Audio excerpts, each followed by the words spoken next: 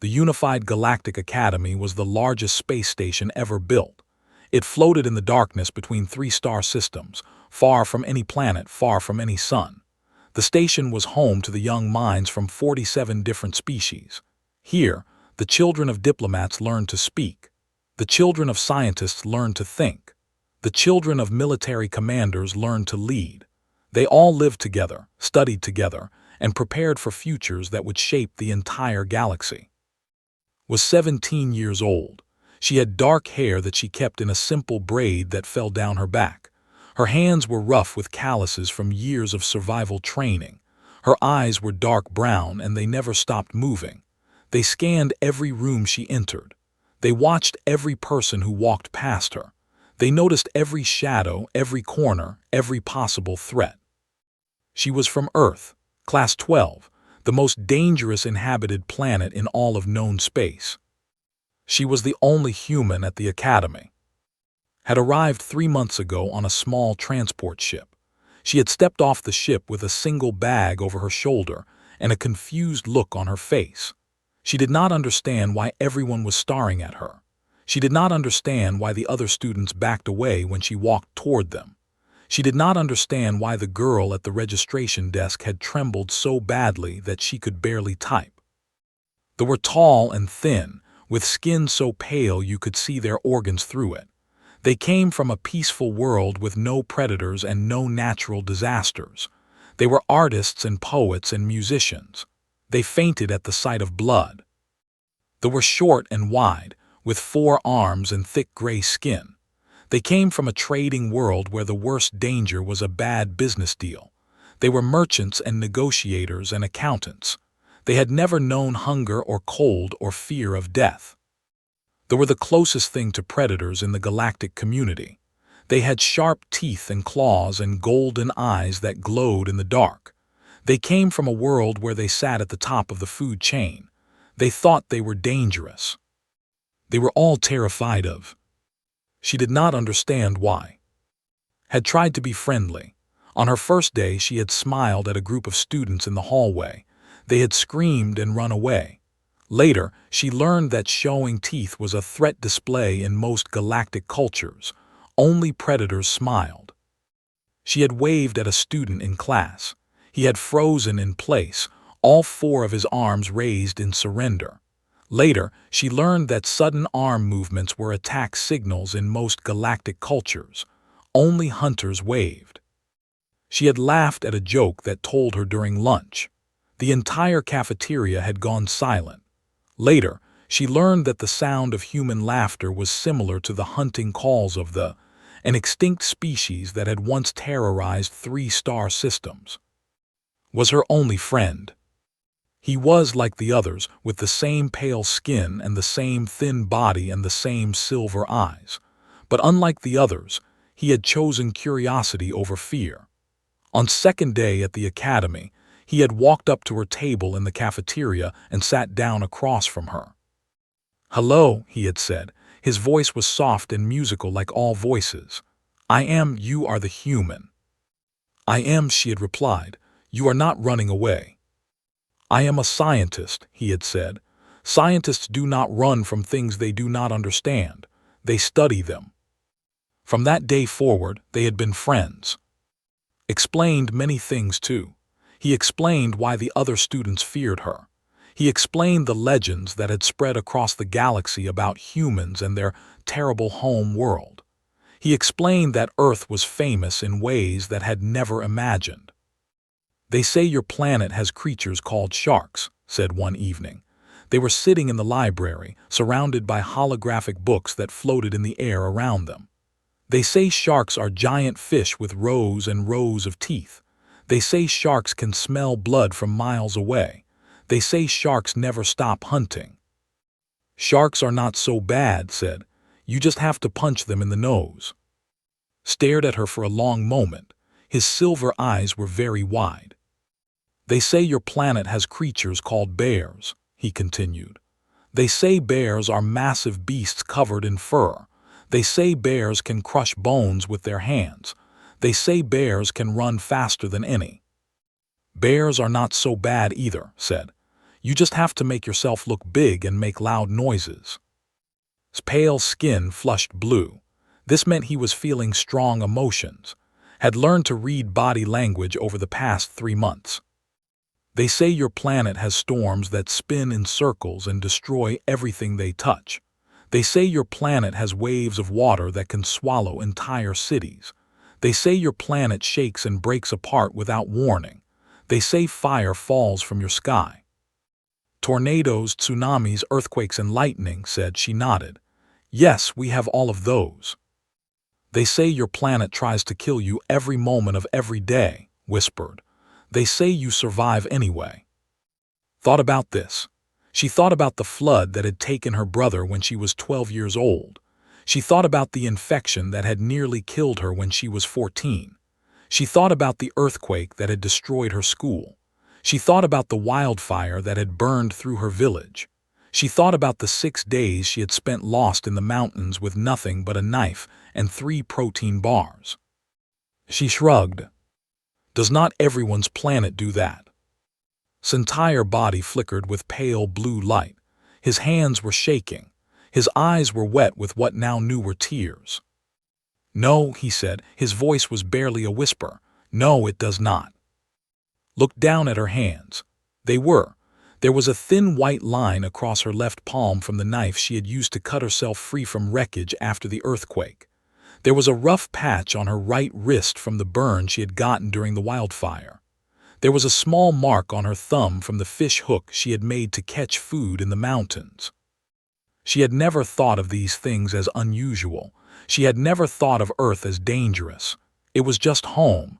It was just life. It was just the way things were. But looking at its terrified face, she began to understand something. Maybe Earth was different. Maybe humans were different. Maybe she was different. She did not know yet what that would mean. But in 14 days, when the Academy announced the survival examination, she would begin to find out. The dining hall was the largest room in the Academy. It had high ceilings made of transparent glass that showed the stars outside.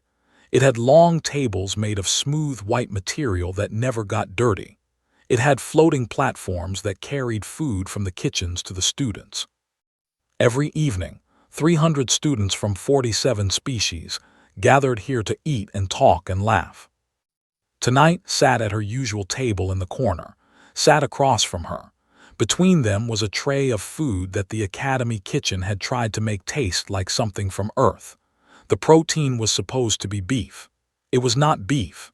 It was not even close to beef, but ate it anyway because she had learned long ago that complaining about food was a waste of energy.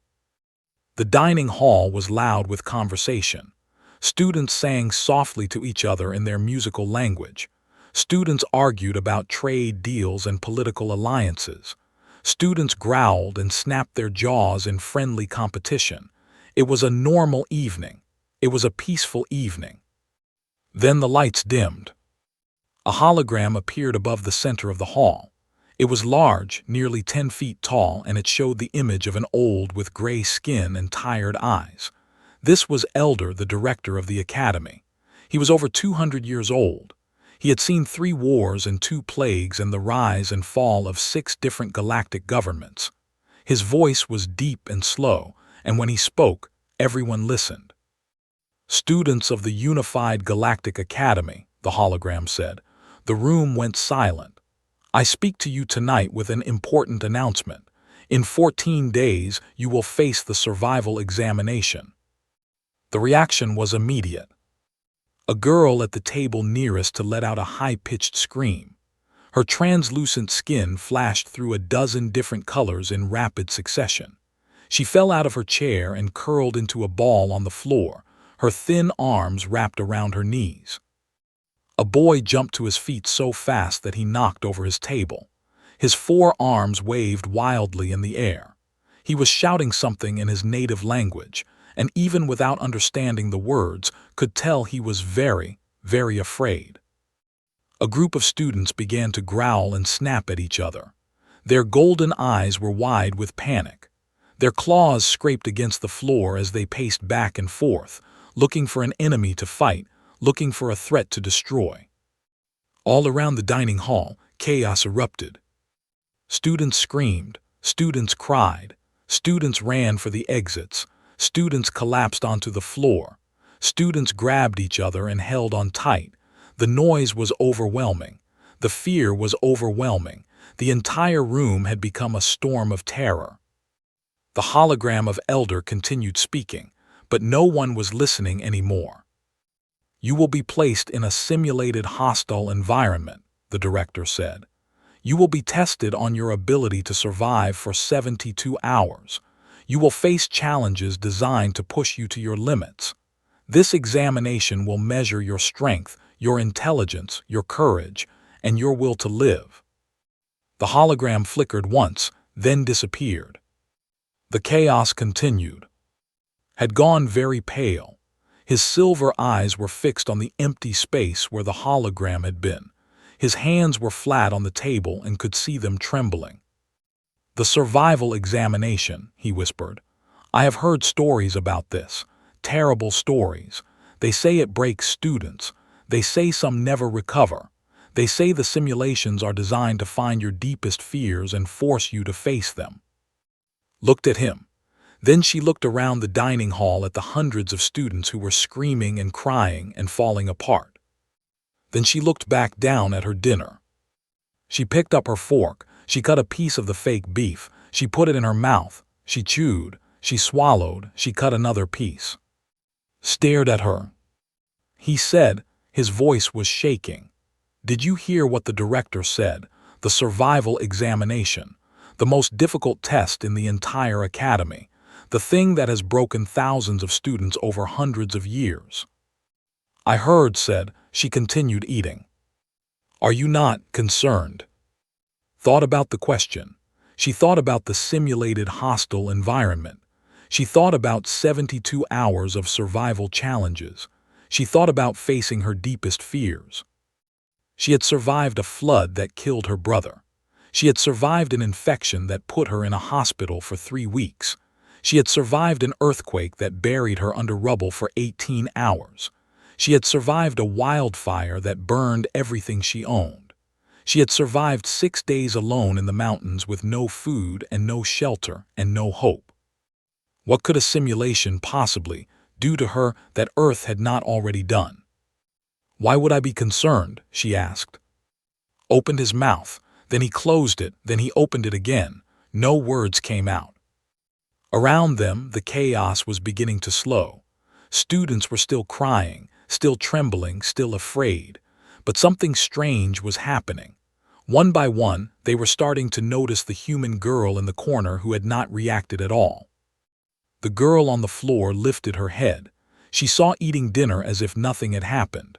Her colors stopped flashing so rapidly. The boy who had knocked over his table turned around. He saw cutting another piece of fake beef with perfect calm. His 4 arms slowly lowered to his sides. The student stopped packing. They saw sitting in her chair without any sign of fear in her body or her face. Their growling faded into silence. One by one, 300 students stopped moving. One by one, 300 students turned to look at the human. The dining hall became very quiet. Noticed the silence. She looked up from her food and saw hundreds of alien eyes staring at her. She saw and dozens of other species, all frozen in place, all watching her with expressions she did not understand. "What?" she asked. No one answered. In his office high above the dining hall, Elder watched through the security cameras. He had expected panic. He had expected chaos. He had prepared medical teams and counselors to handle the aftermath of the announcement, just as they did every time the examination was announced. He had not expected this. He watched the human girl eat her dinner. He watched 300 terrified students slowly go still. He watched the fear drain from the room like water from a broken cup. He leaned back in his chair. His 4 hands came together in front of his chest. His old eyes narrowed with thought. "Interesting," he said to himself. "Most interesting." He made a note in the academy records. Just 1 line. but it was a line that would change everything. Human presence may have stabilizing effect on multi-species stress responses. Recommend further observation. He looked back at the security feed. The human girl was still eating. The other students were still watching her, and slowly, very slowly, they were beginning to sit back down. If they was not afraid, maybe they did not need to be afraid either. Maybe the universe was not as scary as they thought. The silence in the dining hall was complete.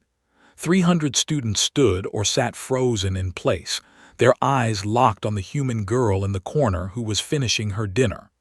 The only sound was the soft clink of fork against her plate.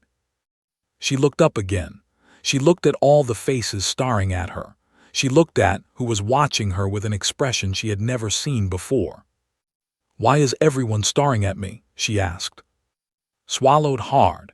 His throat moved visibly beneath his translucent skin. When he spoke, his voice was barely a whisper. "Because you are not afraid." So, paused. He seemed to be searching for the right words. If thee is not afraid, maybe the examination is not as terrible as we thought. Maybe we do not need to be afraid either. Frowned, she did not understand this logic. She was not afraid because she had lived through worse. She was not afraid because Earth had taught her that fear was useless. Fear did not stop floods. Fear did not cure infections.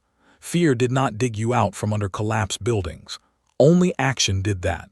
Only calm, steady, focused action.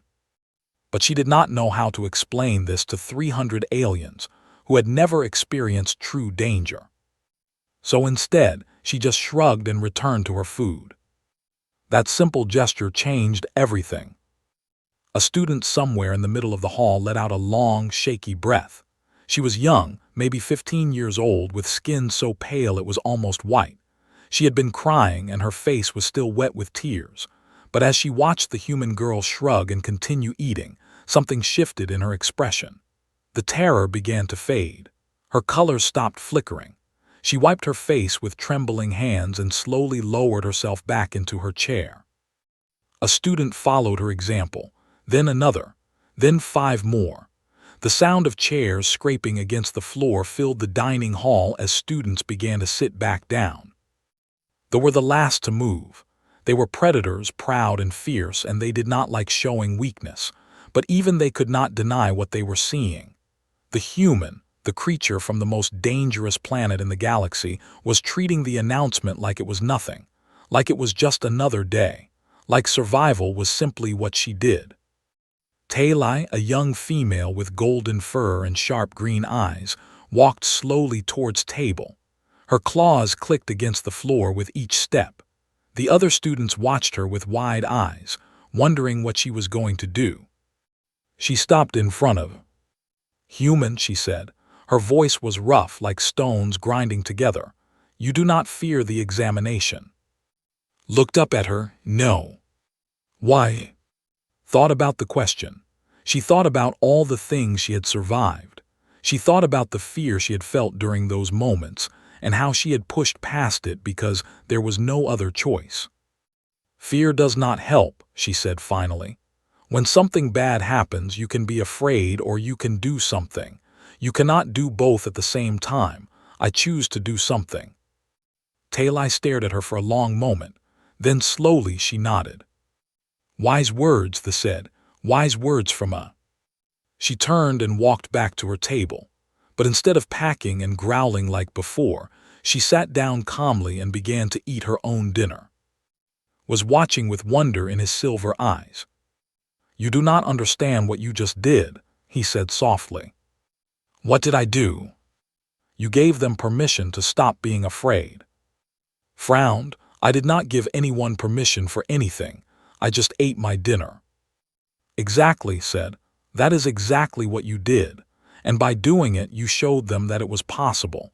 You showed them that fear is a choice, that they can choose to be calm instead." Over the next hour, the dining hall slowly returned to normal. Students began talking again, though their voices were quieter than before. They began eating again, though their hands still trembled slightly. But the panic was gone. The terror was gone. The chaos was gone. And all because one human girl had not stopped eating her dinner. News spread quickly through the academy. By the next morning, every student knew what had happened in the dining hall. They knew about the human who had not reacted to the announcement. They knew about her calm words to Talitha. They knew about the strange effect her presence had on the fear of 300 students. They began to call it the effect. Students who had never spoken to before started to approach her. They did not ask for advice. They did not ask for training. They just wanted to be near her. They wanted to see her calm. They wanted to absorb some small piece of her unshakable stillness. In the library, a group of students positioned themselves at the tables nearest to its usual spot. They said they were studying, but their eyes kept drifting toward her. In the corridors, students began to time their walks so they would pass by on her way to class. They nodded to her as she walked by, and she nodded back, confused but polite. In the training rooms, students started showing up when was practicing her physical exercises. They watched her run and climb and jump with movements that seemed impossible to them. They watched her push her body to limits that would kill most galactic species, and they felt something strange, not fear but respect. Did not understand any of this. She was just living her life. She was just doing what she had always done. She was just being human. But to the other students, she was something more. She was proof that the universe could be survived. She was proof that danger could be faced without fear. She was proof that somewhere in the galaxy, there was a species that had looked at a world full of monsters and disasters and death, and had decided to survive anyway. Elder continued to watch through the security cameras. He had been director of the academy for 50 years. He had seen thousands of students come and go. He had seen panic and courage and everything in between. He had never seen anything like this. The human girl was changing the academy without even trying. Her mere presence was making the other students stronger. Her calm was spreading like a disease, except this disease cured fear instead of causing it. He made another note in the academy records. Effect confirmed. Human psychological stability appears to be contagious to other species. Unprecedented phenomenon. Requires further study and documentation. He looked at the security feed one more time. Was walking down a corridor, surrounded by students who were not running away from her, but walking beside her. They were not trembling with fear, but standing tall with something that looked almost like confidence. The director smiled. The examination was going to be very interesting this year. The 14 days passed quickly. Spent most of that time in her normal routine. She attended classes. She studied in the library. She practiced her physical exercises in the training rooms. She ate her meals in the dining hall with. But something had changed.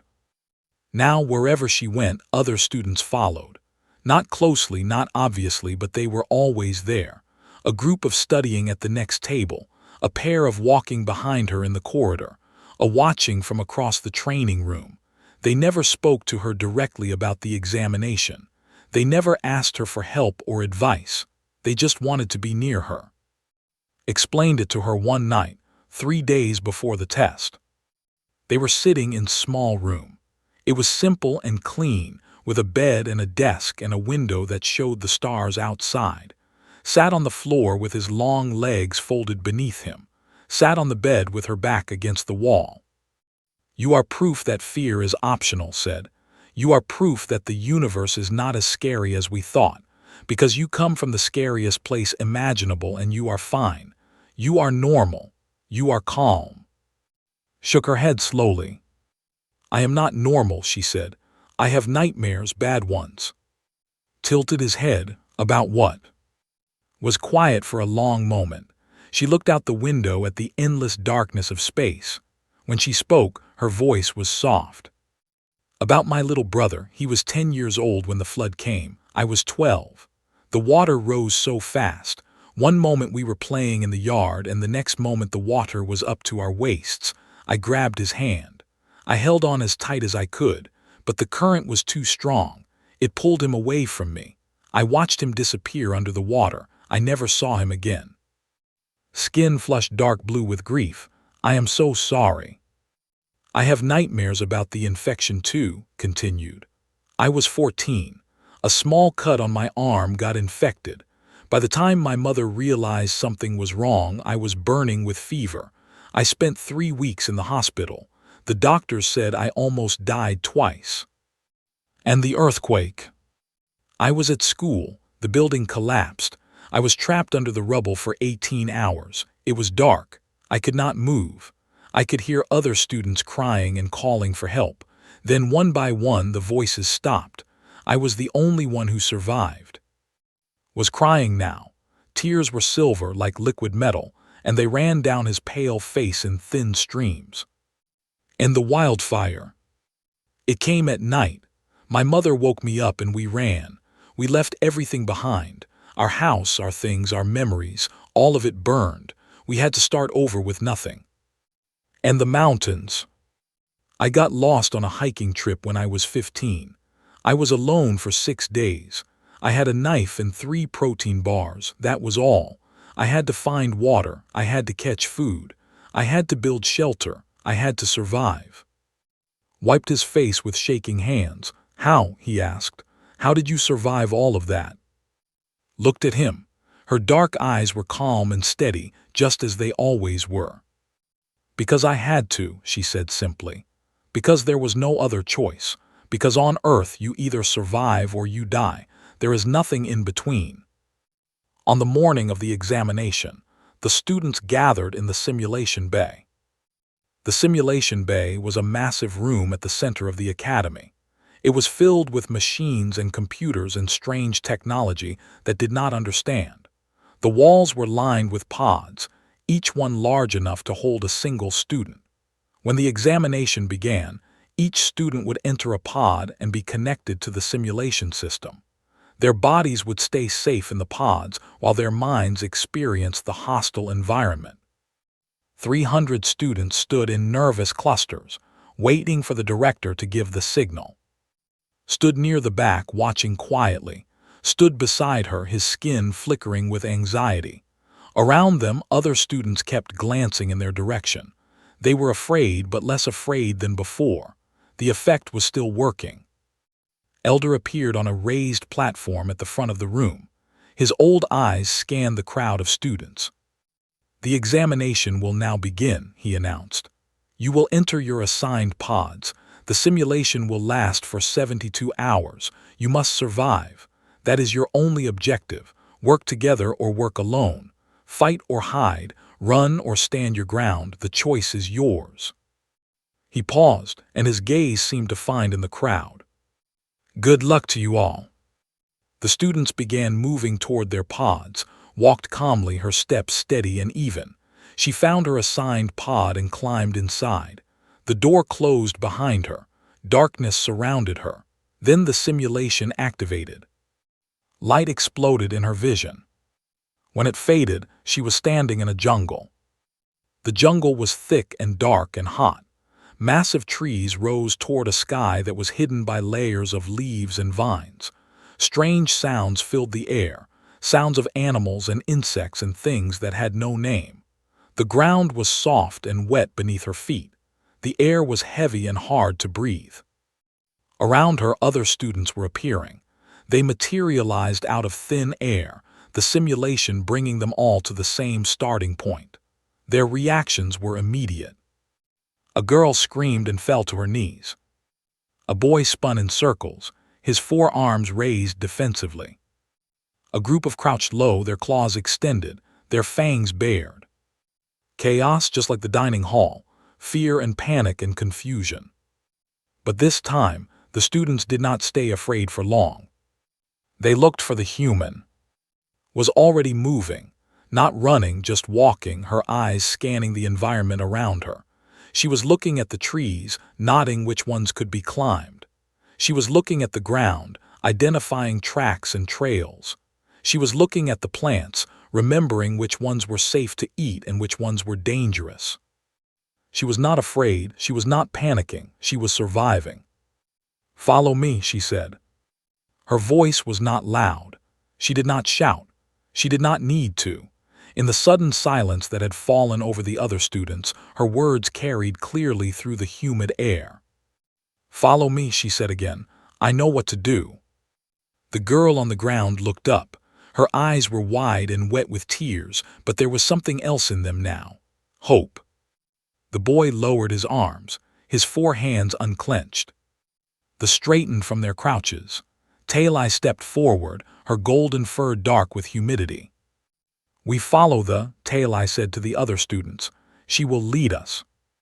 One by one, 300 students gathered behind. She looked at them. She looked at their frightened faces and their trembling bodies and their desperate eyes. "Okay," she said quietly. "First, we need water. Then we need shelter. Then we need food. We do things in order. We do not panic. We do not fight each other. We work together, understood?" 300 heads nodded, turned, and began walking into the jungle. 300 students followed. For the first time in Academy history, the survival examination did not begin with screaming and chaos and students running in every direction. It began with a calm voice, a steady walk, and the simple words, "Follow me." Elder watched from his monitoring station, his old eyes wide with something that might have been wonder. The human was leading them, and they were following. 72 hours passed in the simulation. They were hard hours. They were long hours. They were hours filled with danger and exhaustion and moments when the students thought they could not continue. But they did continue. They survived. Every single one of them had organized them on the first day. She put the students in charge of scouting. Their pale, translucent bodies blended into the shadows of the jungle. They could move silently through the underbrush, invisible to predators, unseen by threats. They became the eyes and ears of the group, spreading out to watch for danger and report back to the others. She put the students in charge of building. Their forearms made them perfect for construction work. They built shelters from fallen branches and large leaves. They built walls to protect the camp from wind and rain. They built simple tools from stones and sticks. They built everything the group needed to survive. She put the students in charge of hunting and defense. Their claws and fangs and predator instincts made them natural fighters. When dangerous creatures approached the camp, they drove them away. When food was needed, they went out to find it. They were warriors, and for the first time in their lives, they were fighting for something bigger than themselves. And moved between all of them, teaching and guiding and leading. She taught the how to move without making sound, how to use their natural camouflage to stay hidden. She taught them that being fragile did not mean being useless. She taught them that their weakness was actually their greatest strength. She taught the how to work together, how to coordinate their forearms to build faster and better. She taught them that their careful, methodical nature was perfect for survival. She taught them that thinking before acting was not cowardice, but wisdom. She taught the how to hunt with patience instead of aggression. On Earth, humans were persistent predators. They did not attack with speed and fury like they did. They followed their prey for hours, for days, until the prey was too exhausted to run anymore. Taught this technique to the, and they learned that sometimes the best hunter was the one who could wait the longest. On the second night, the simulation sent a storm. Rain poured from the sky in sheets so thick that the students could barely see. Wind howled through the trees, bending them almost to the ground. Lightning split the darkness, followed by thunder so loud it shook the earth. The other students panicked. They huddled together in the shelters, trembling with fear. The storm was terrible. The storm was overwhelming. The storm was going to kill them all. Walked out into the rain. "What are you doing?" shouted after her. "You will die out there." But did not die. She stood in the middle of the storm with her arms spread wide and her face turned up to the sky. The rain soaked her clothes and her hair. The wind pushed against her body. The lightning lit up the world around her in flashes of white light. And she laughed. It was not the hunting laugh that had scared the students before. It was a different kind of laugh, a laugh of joy, a laugh of recognition, a laugh that said, "I know you. I have seen you before. You cannot hurt me." The other students watched through the openings of their shelters. They watched the human stand in the storm and laugh. They watched her refuse to be afraid. One by one, they stopped trembling. One by one, they stopped panicking. One by one, they understood that if they could laugh at the storm, then the storm was not as dangerous as they thought. If the human could stand in the rain without fear, then they could survive in their shelters. If was not afraid, then they did not need to be afraid either. The storm passed. When it was over, every student was still alive. Every shelter was still standing. Every heart was still beating. On the third day, the simulation ended. The jungle dissolved around them. The trees faded. The ground disappeared. The sky turned from green to white. And suddenly they were back in the simulation bay, standing in the middle of the room with the pods empty behind them. Silence. Then cheering. The students erupted with joy. They shouted and cried and hugged each other. Students who had spent their whole lives afraid embraced students who had spent their whole lives alone. Students lifted their forearms in triumph. 300 voices rose together in celebration. They had survived. All of them. Every single one. Elder stood on his platform, watching with eyes that glistened with something that might have been tears. He had been director of the academy for 50 years. He had seen hundreds of survival examinations. He had seen students break and fail and give up. He had never seen this. Not a single student had required emergency extraction. Not a single student had suffered psychological breakdown. Not a single student had failed. The survival rate was not just high. It was perfect. Stood in the center of the celebration, surrounded by students who were thanking her, praising her, telling her that she had saved their lives. She did not know what to say. She did not know how to respond. She had just done what anyone from Earth would do. She had just survived. Found her in the crowd. He pushed through the celebrating students until he was standing in front of her. His silver eyes were bright with joy. His pale skin was flushed with happy colors. "You did it," he said. "You saved everyone." "I did not save anyone," replied. "They saved themselves. I just showed them how." Shook his head. "You do not understand. You never understand. That is why you are so amazing." Before could respond, Elder's voice rose above the celebration. "Silence, please." The students went quiet. They turned to face the director. "What you have accomplished today is unprecedented," Elder said. "In the entire history of the Unified Galactic Academy, no survival examination has ever ended with a perfect survival rate. You have done something that was thought to be impossible." He looked at, "And you have one person to thank for it." Every eye in the room turned to the human girl. "Of Earth," the director continued, "you have shown us something that we did not know we needed to learn. You have shown us that fear is a choice. You have shown us that calm is contagious. You have shown us that the scariest thing in the room can also be the thing that keeps everyone else alive." He paused. "On behalf of the Unified Galactic Academy, I thank you." The students began to cheer again, but did not hear them. She was looking out the window at the stars, thinking about Earth, thinking about her brother, thinking about all the things she had survived and all the things she had lost. She was just a human. She was just a girl from a dangerous planet. She was just someone who had learned to survive because there was no other choice. But here, in this place, among these people, she had become something more. She had become proof that the universe could be faced without fear. She had become proof that darkness could be walked through with calm. She had become proof that even the scariest things could be survived. And somewhere, in council chambers and military academies and scientific institutions across the galaxy, a new conversation was beginning. A conversation about humans. A conversation about.